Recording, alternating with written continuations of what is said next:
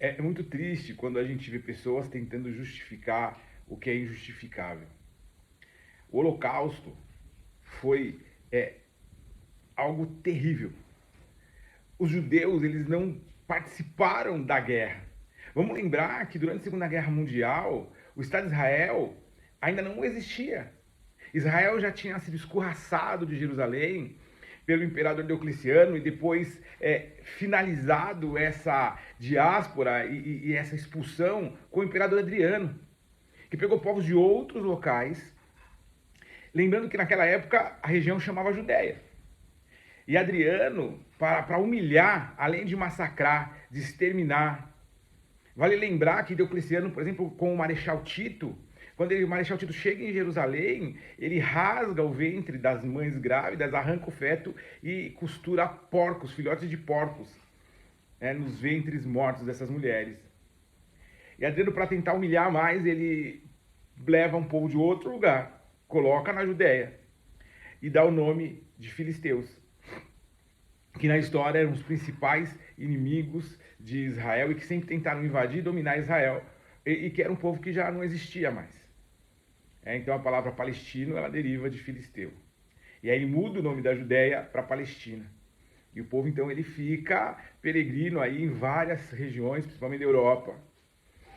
O Hitler, incentivado por esses imperadores romanos também, porque a maioria deles, eles eram arianos. Inclusive Constantino era ariano. Ele decide exterminar os judeus. Só em Auschwitz, mais de 1 milhão de judeus foram exterminados na câmara de gás, e outros foram morrendo de inanição, de vários tipos de doença, como difteria, tétano. Eu vi esses dias alguém que colocou uma foto bem concentrada de talvez um amontoado de mais de 500 corpos de judeus, colocou num espaço pequenininho e junto colocou uma foto dos mortos em Gaza.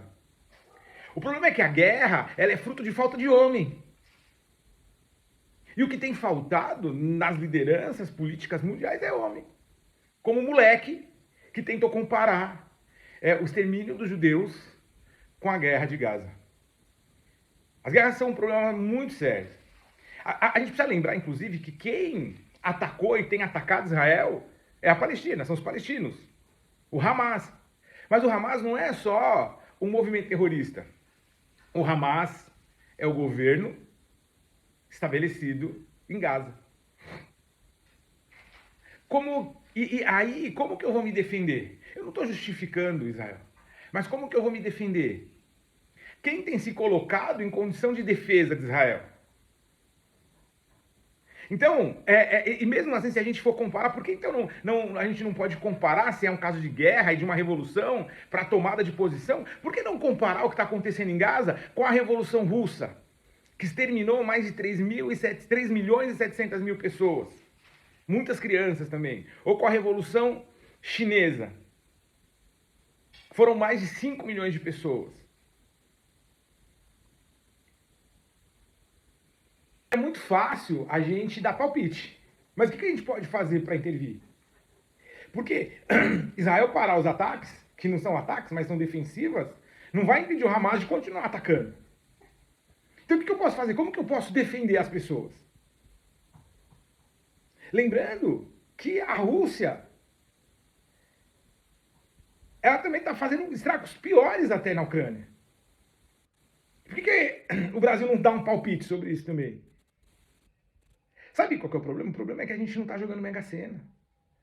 Eu acho que é a geração do videogame, a gente acha que o que está acontecendo é jogo de videogame. A gente fala, mas fala sem sentimento. A gente tenta justificar o injustificável dos dois lados.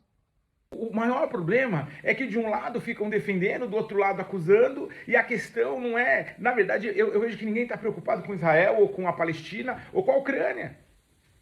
Mas tanto um lado como o outro estão preocupados em gerar narrativa. Na semana que está acontecendo tudo isso, uma jovem, uma adolescente do Pará, de uma forma poética e linda, ela fez uma denúncia gravíssima sobre tráfico de crianças, tanto para venda de órgãos quanto como escravos sexuais. E aí muita gente repostou essa música. Mas o que a gente vai fazer tendo essa informação? Só repostar uma música?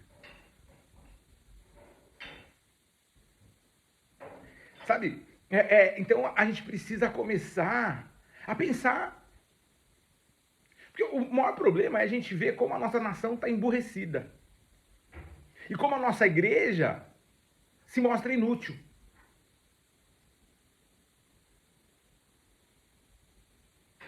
Porque a igreja, como o corpo místico de Cristo, ela precisa ser o arauto que proclama o reino.